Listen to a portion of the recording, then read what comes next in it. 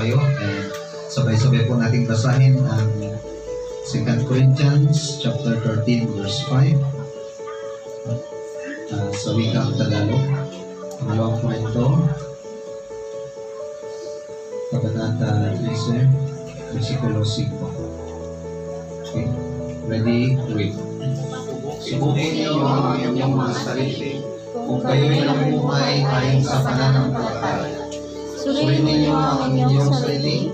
Hindi ba ninyo nalalaman na nasa inyo si Kristo Jesus? Maliban na lang kung kayo'y mga bigo sa pagsuko. Nagdilig tayo nakatayo sa ating panalangin. Let's pray.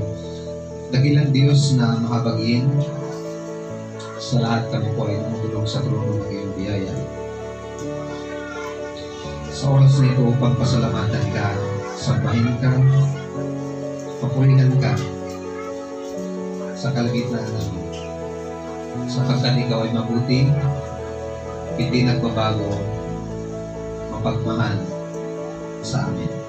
Salamat po Diyos sa pagkakataon namin po muli magagamit upang mapakinggan ang iyong salita. Pagpalain niyo po ang iyong salita ng Diyos na maging isang bagay na magbigay sa amin ng kalakasan, kagaya ng pagkain physical. Ito po ay magpapalakas sa aming espiritu, Panginoon at kaluluwa. Salamat sa aming mga kapatid na pumarito ngayon. Salamat po sa kanilang presensya. Nawa kami po ay mapagpala ng inyong salita, Panginoon. At dalangin din po namin o Diyos ng iyong banal na espiritu nang siyang pumilos sa bawat isa sa amin, magbukas na namin pusong isip at alisin kung anumang mga bagay na bumabagabag sa aming isipan, Panginoon. Tulungan niyo po kami na may sentro ng aming pag-isip at nawa sa inyong salita. Kaya din sa inyong lingkod, Diyos, na nawa kayo magbigay ng tulungan sa pagbigay ng inyong mensahe. Ito lang po aming dalangin at pinapasalamatan sa pangalan ni Jesus. Amen. Mali na tayo magsupo. Muli, good morning sa ating lahat. So, sana hindi pa kayo nakaramdam ng init. Ano? Although pa summer na. Ang ating pong bago yan, ang ating mensahe, nais ko munang i-welcome natin ang ating pong kasamahan sa Bible study po natin sa Mariano, si Ma'am Desiree. Patayuin natin para makilala ninyo. Taragpuan po natin siya. Thank you po, Ma'am, sa pagdalo dito sa ating munting tahanan. Salamat po. Si Ma'am Jen, pangatlo na niya ngayon. Thank you din. Ayan. And back po natin. And yung pasimono. Pasimono ba? Tama?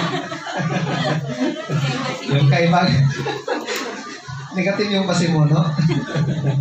Ayan, sa kanapong kaibigan na cute, sabi niya. At mabait.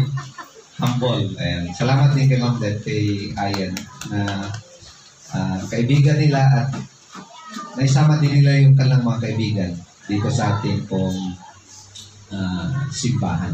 Okay? So muli, of course, sa inyo mga kapatid, salamat din. O palagkat din natin. We are always welcome, of course. And this morning, I'm so happy na makita kayo sa araw na ito. Tuwing linggo, actually masaya. O kahit hindi linggo, kung magkita tayo kung saan-saan, masaya pa rin, di ba? Magkita tayo sa, sa SM, o kung saan-saan man. Siyempre, magpansin na naman tayo. Bago ako magbigay ng mensahe, bago ko makalimutan, alam ko po, napakainit ngayon ng hindi ng panahon, kundi yung politika. Pero doon ko rin, hindi ako mag-speak tungkol sa politics. It's prohibited sa atin pong church. Pero gusto ko lang pong magbigay sa inyo ng biblical advice kasi may mga nakikita ko ako na sumasali na ngayon sa hidwaan sa social media Hindi ko alam kung meron sa inyo. Kung meron man, hindi ko rin alam. Pero ito lang po ang gusto kong sabihin. Base po sa Bible. Kasi ang Bible, ito po yung authority natin. Ito yung sinusunod natin. Hindi yung sarili natin, na emosyon. Kung ano man ang side ninyo, kung sino man ang gusto ninyo na politician, it doesn't matter, okay? What you believe is according to your own perspective. We are entitled to our own opinion. But then, do not forget na kahit na ito yung paniniwala mo, at iba ang paniniwala ng kasama mo, hindi mo pwedeng sabihin na mali ka at ako ang tama. Dahil sa mata niya, siya ang tama at ikaw din ang mali. O di ba parehas lang? So kaya papasok talaga doon yung respect. At please lang, huwag naman kayong mag-away at hindi na kayo magkaibigan, hindi na kayo bati dahil lang dyan. Ha? Yung may plano kayo na lalabas tayo friend sa April. Tapos biglang nag-post yung friend mo ng kanyang stand doon sa isang politician. Aba, bakit friend, iba yung paniniwala mo, hindi yan ang gusto ko nag-away. O sige, cancel na yung plano natin. Marami pong nag-away dahil dyan. Pero bilang Kristiyano, may dapat po tayong ground. May dapat tayong stand dyan. Okay? So, sa pangalawang Timoteo, hindi po ito kasama sa aking mensahe, pero gusto ko lang isingit. Para huwag tayong mapahamak at huwag tayong magdagdag ng sarili nating stress at problema. May kanya-kanya tayong problema, tapos magpadagdag ka pa sa ganyan. Wala na. Pangalawang Timoteo, Kabanata 2, talatang 23 at 24. Sabi niya, basahin natin para may sa isip natin. Ready? Iwasan mo ang mga mahal at walang kabuluhang magkipagtalo sapagkat alam mo namang nauwi lamang iyan sa mga pag-away. Yung pagtatalo na wala namang kabuluhan, ibig sabihin, anong mapapala mo dyan kung magtalo kayo? Hindi nga alam nung taong pinagtalunan nyo, hindi ka nakilala Diba? Yan lang yung ko, bakit itong mga tao, nagtatalo sila, na hindi sila kilala nung tao na pinaglalaban nila. Diba? Huwag makisaw-saw. Sa social media. Dapat na iba tayong mga Kristiyano. Kung may stand tayo, ilagay natin sa tamang lugar. Social media is not the right place to fight for your belief. You only put yourself vulnerable sa judgment ng ibang tao. Okay? So, kung alam mo naman na mauwi lang sa pagtatalo yung pag-usapan nyo, hindi hinto na lang. Verse 24, ang lingkod ng Panginoon ay hindi dapat makipag-away. May nakipag-away na ba? Dapat bago kayo makipag-away, isipin yung lingkod ako ni Lord. Kung hindi. Kung hindi ka lingkod ni Lord, malaya ka. Sige, awayin mo kung kahit sinong gusto mong awayin. Pero bilang lingkod ng Diyos, susunod tayo sa utos ng Diyos, diba? Huwag makipag-away. Paano kung inaaway ka? Sabi naman ng Bible, huwag mong patulan. Sabi nga, pag sinampal ka sa kanang pisngi, ibigay mo pa yung kaliwang pisngi, tapos may konting sidekick. Hindi, huwag pa kumbaba. Ano ang makukuha nila? Okay? At sabi ni Jesus, ipanalangin nyo na lang sila. Kaysa maubos yung enerhiya mo sa pakikipagtalo sa kanila na wala man namang patutunguhan. Sa halip ay dapat siyang maging mabait sa lahat. Kung kaibigan mo, huwag mo sirahin pagkakaibigan mo dahil lang dyan. Patuloy kang maging mabait. Mahusay, magturo at magtiyaga. Kung gusto mo namang ibahagi ang paniwala mo, ibahagi mo lang. Kung ayaw niyang maniwala, huwag kang magalit. Kasi may sarili din siyang pag-isip. Hindi ko alam kung anong paniwala yung Pastor Junji, parehas kami pastor. Kung magdebate kaming dalawa, di wala na. So, magkakaroon ng pagtampuhan, pag-aaway. 1 Timothy chapter 2 verse 1 to 2. Ano po yung pwede nating gawin ngayon? Alam naman natin, aware tayo sa mga nangyayari sa ating gobyerno. Ang tangi lang nating magagawa bilang mga Kristiyano, ito po. Una sa lahat, ipinapakiusap pong idulog ninyo sa Diyos ang inyong mga kahilingan. Panalangin, pagsamo at pasasalamat para sa lahat ng tao. Verse 2, idalangin rin ninyo ang mga hari at may kapangyarihan. Ibig sabihin, mga namumuno, ipanalangin lang natin sila upang tayo'y makapamuhay ng matahimik. Pero kung ayaw mo ng patahimik, go. Mapayapa, ayaw mo ng kapayapaan, go.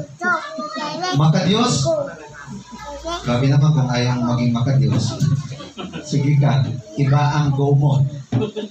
At marangal. Pag marangal, kumbaga, disente tayo. Wala tayong naapakan na tao, wala tayong nasasaktan na tao. Okay? Yun po ang kaunting advice na gusto kong i-share sa inyo mula sa Bible. So, sana, kahit natitrigger tayong mag-comment, magpigil lang tayo. Ano? So, ipanalangin mo na lang, and then, may election naman, doon ka na lang mag-ano. Kasi hindi tamang lugar yung social media para sa ating mga sariling opinion. Unang-una, hindi naman nila tiyatanong yung opinion natin. Okay. Balik po tayo sa ating pong mensahe. No? Ating pong napag-aralan, 2 linggo na po ang nakaraan, 2 punto na po ang aking naibahagi. Tungkol po sa sinyales o mga palatandaan na tayo ay tutungo nga sa langit after our death. Remember, wala pong tao makasigurado na lagi tayong buhay. Kayo sa sarili nyo, masasabi nyo ba na buhay pa rin kayo bukas? Hindi, di ba? Mamaya, hindi rin natin alam. Nobody knows. But everyone should be aware that we will die anytime, even in the moment where we less expected death. So, kung mayroon man yun, hindi natin alam kung kailan, sigurado ba tayo na sa langit tayo pupunta? Kung hindi ka pa sigurado, tingnan mo itong mga palatandaan kung sa langit ba tayo tutungo pagkatapos ng kamatayan. So, number 1, ay bahagi ko na po ito. Papiyawan lang natin. Sign number 1, that we are going to heaven someday after death, you believe the gospel of Christ. Ano po yung gospel of Christ? Na si Jesus Christ ay namatay, nailibing at muling nabuhay sa ikatlong araw. It is solely based on what Christ did for us.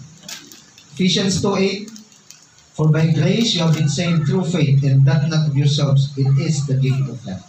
Regalo ng Diyos yung kaligtasan po natin. Romans 1:16, sabi ni Apostle Paul, I am not ashamed of the gospel of Christ, for it is the power of God and to salvation to everyone that believeth. Yun po yung paniniwalaan natin, pananampalataya natin. Sign number 2 na sinabi ko po last Sunday, isa ding palatandaan na we are on our way to heaven ay yung meron tayong deep love for God. Meron tayong malalim na pag-ibig sa ating Diyos. Take note, we love God because He first loved us. Sa John 3:16, diba, alam po natin, yan po yung kapahayagan ng pagmamahal ng Diyos. For God so loved the world.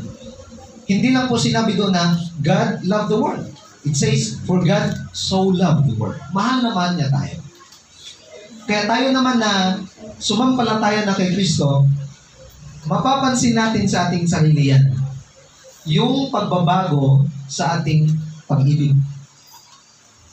Hindi na nakatuon sa tao, ano? Love for God is shown through obedience. Kung mahal natin si Lord, sinusunod po natin kung ano ang gusto niya. Kung ano po yung kalooban ng Diyos sa atin, sinusunod natin sapagkat mahinga natin siya. Di ba sa tao nga lang eh. Pag mahal ka ng tao, sabi ng tao sa iyo, sige, kung mahal mo nga ako, tumalon ka nga. Tatalon ka. Sige nga, kung mahal mo ako, tumambling ka, tatambling ka. Di ba halos minsan, parang gagawin ka ng uto-uto dahil lang sa pagmamahal mo. Bakit? Sunod-sunuran ka. Bakit dun sa pagmamahal mo eh? Well, hindi natin masisi kasi ang pagmamahal, ito po ay kusang sumusunod doon sa taong minamahal niya. Kaya nga kung totoo nating mahal ang Diyos, hindi po by force, hindi po tayo mapipilitang sundin siya. Hindi yung parang mabigat sa ating sundin ang Panginoon. Kung mahal natin siya, susunod tayo sa kung ano ang gusto ng Lord. Sabi ni Jesus Christ, if you love me, keep my commands. John 14 verse 15. 13 verse 34 to 35, sabi ni Jesus Christ dito, lahat ng tao ay makikilala kayo na aking mga alagad kung kayo ay nagmamahalan sa isa't isa. Ano? By this, everyone will know love one another. So nagmamahalan. Kaya tayo mga kapatid, isang katawan tayo ni Kristo. Hindi dapat tayo nag-aaway. Ano? Pero kung si Mrs. mag-away sa atin, yun. Labas naman yan sa church. Pero sana hindi tayo awayin kasi magkapatid tayo, sabi mo. Paalala lang. Dapat ang gawin natin ay magmahalan sa isa't isa. Sumabay na tayo sa presyo ng bilihin. Magpaiwan ka pa. Nang gusto natin, magmurahan, or magmahalan. Di ba mas masaya yun Tapos, hindi mo talaga alam kung ano ang sagot. Tapos yung sa harapan mo, itataas yung kanyang test paper. Tapos nakita mo may sagot. Aba, di ba? Natural natin. Pamopya na ako. Paalam na, it's better to cheat than to repeat. Sabi mo ba? Di ba? I-justify mo pa yung kamalian mo, di ba? Kasi nature yan natin. Pero sabi niyan, hubarin na natin yun. Tanggalin na natin yun na nature natin pagkatao. Dahil, doon yun. Magbago na kayo ng diwa at pag-iisip. Sige nga, try nyo nga pong sabihin sa katabi nyo, magbago ka na. Magbago ka na. Sagutin mo rin, mauna ka. Sabi mo. Bakit ako lang? Kailangan natin yung gawin kasi Kristiyano tayo. Pinapamuhay natin yung salita ng Diyos. So dapat, kung anong sabi niya, magbago tayo. Anong babaguhin? Diwa at pag-iisip. Mag-una kasi yan sa isip eh. No? Be careful with your thought, for it becomes your words. And your words will become your action. Your action will become your habit. And your habit will become your character.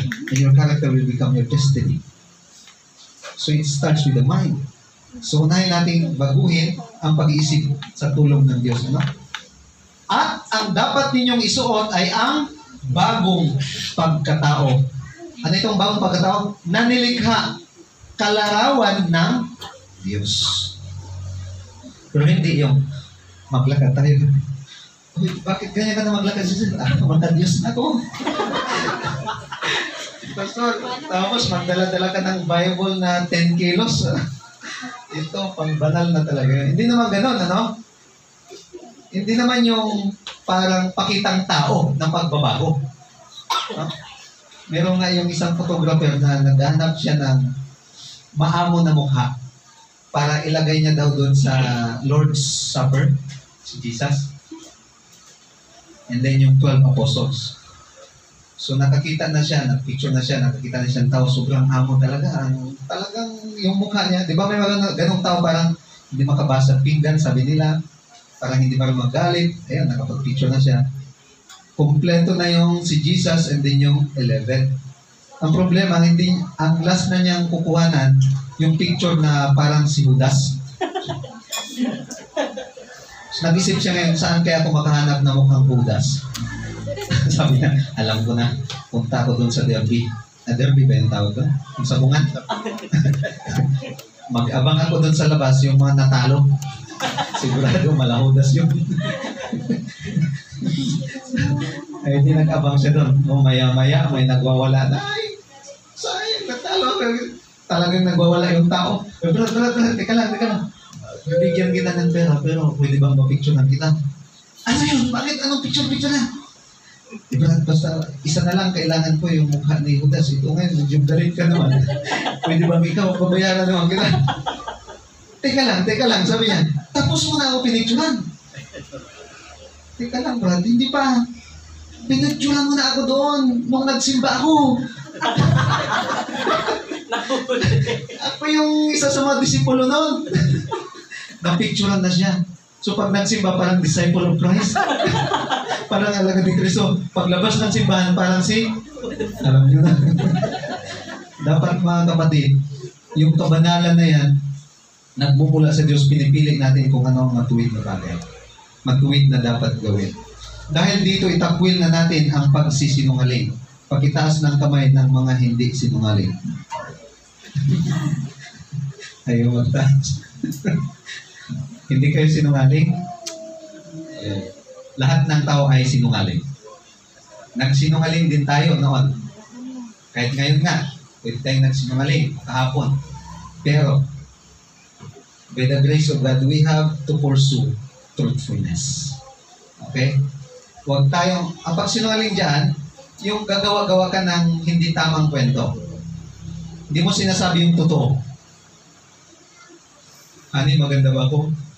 Perfect talaga yung buhok mo, honey.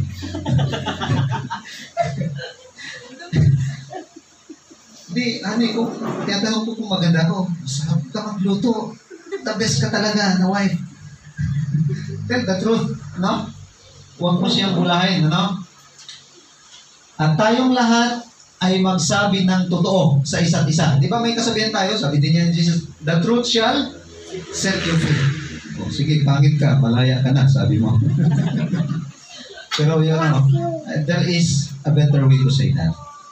No? There is a better way to say that. Sabihin mo lang na lahat ng tao, nilikha ng Diyos na may kanya-kanyang kagandahan o kagwapuhan. Huwag mo nang sabihin, pero ikaw, hindi ko alam kung sino lumikha sa iyo. Huwag mo nang pasundan ng gano'n. Sapagkat tayo'y bahagi ng isang katawan. Ayan. 26. Kung magagalit man kayo, sino ang hindi nagagalit? Lahat tayo nagagalit, di ba? Yung mga nanay, hindi ba kayo nagagalit sa mga anak ninyo? Nagagalit. Yung mga anak, hindi ba kayo nagagalit sa mga magulang ninyo? Di ba? May time din nagagalit kayo. Pero, ang tanong, bawal bang magalit? Si pastor, hindi ba magagalit?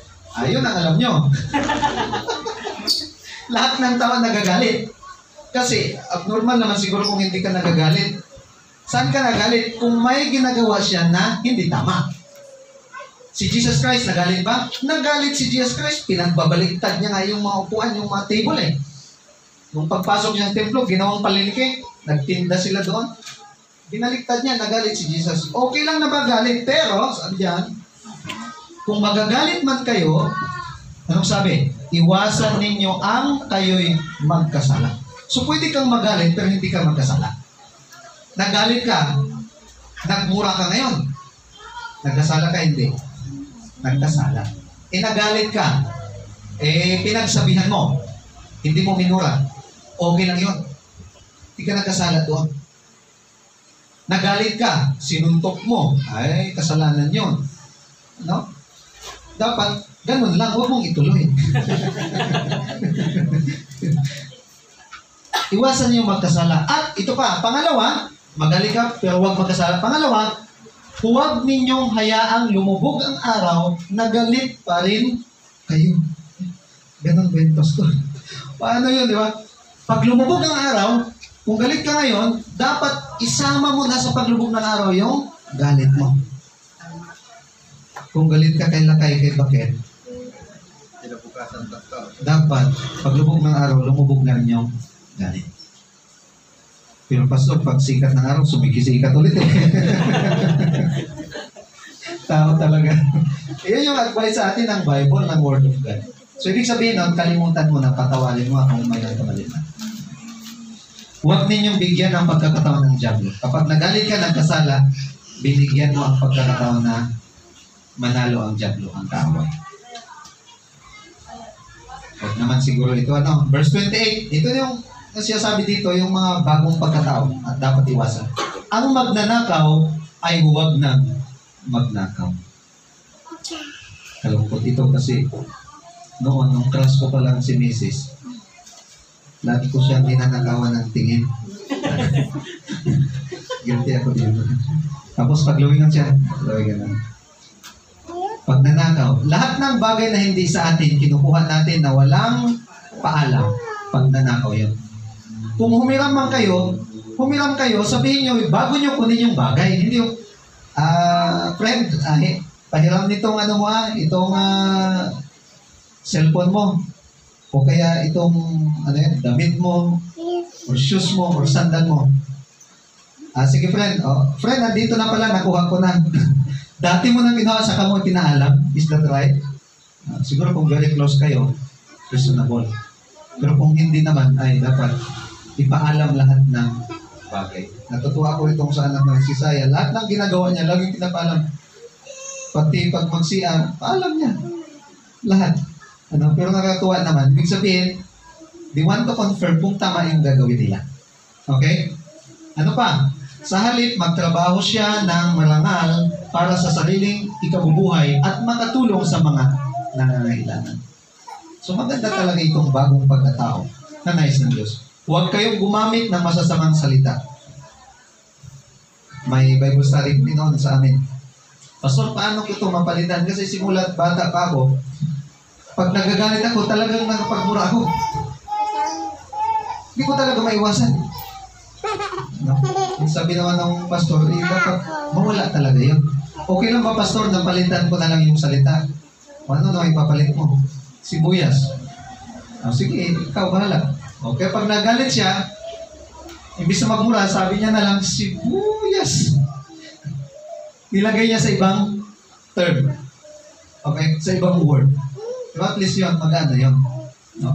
Nakasanayan kasi yan ang mga tao, yung pagmumura parang okay lang. Pero hindi po yung tama, mga masasamang salita po yun. Ano pa? Kundi yung makapagpapalakas at angkop sa pagkakataon upang makapagdulot ng mabuti sa mga nararamdaman. Iwasan din natin yung mga negative na mga comments. No? Kasi sabi dyan, ang sasabihin natin ay yung bagay na pwedeng lakas nila, ikaka-inspire nila, ikaka-encourage nila. Yun po ang gamit ng ating salita. At huwag ninyong saktan ang kaloob ng Espiritu Santo sapagkat siya ang tatak ng Diyos sa inyo. Ang katibayan na kayo'y tutubusin pagdating ng takdang araw. Kasi someday, ang katawan natin ay papalitan ng Diyos. Okay? Alisin na ninyo ang lahat ng sama ng loob. Sama ng loob. Ano ito? Sa ibang word ito, tampo. Okay? Normal lang ba yan? Normal. Pero, huwag mong take hold yan very long. Kung nagtampo ka, sabihin mo sa tao. Okay? Puot at galit. Papansin mo yung tao pag galit, yung kilay, nagdidikit na yan. No? So sabi dyan, at huwag na kayong bubulyaw. Huwag nyo namang sigawan yung tao. Kung hindi naman bingi, okay, sabihin naman na mahinahon. Kasi nadadala yan sa pananalita natin. Ano pa? Manlalait at mananakit ng damdamin ng kapwa. Iwasan po natin ito. Ito yung mga dati nating gawain dapat. At hindi na dapat ngayon na tayo ay ginawang bago. Sa halip, maging mabait kayo at maawain. Magpatawad kayo sa isa't isa tulad ng pagpapatawad sa inyo ng Diyos dahil kay Kristo. Yan po yung nakalagay ng kapatid. Tatak, palatandaan sa mga tao na nagkaroon ng transformation sa kanilang character bilang isang Christian. Let us pray. Muli, O Diyos, salamat sa paalala sa amin mula sa inyong salita. Tanong kami ay tumanggap sa inyo bilang aming tagapagligtas. Makikita sa aming pagkatao ang tunay na pagbabago, Panginoon. Hindi dahil sa kami ay bago sa sarili namin, kundi kayo ang nagbago sa amin ng Diyos. tulungan niyo po kami na sumunod sa inyong salita.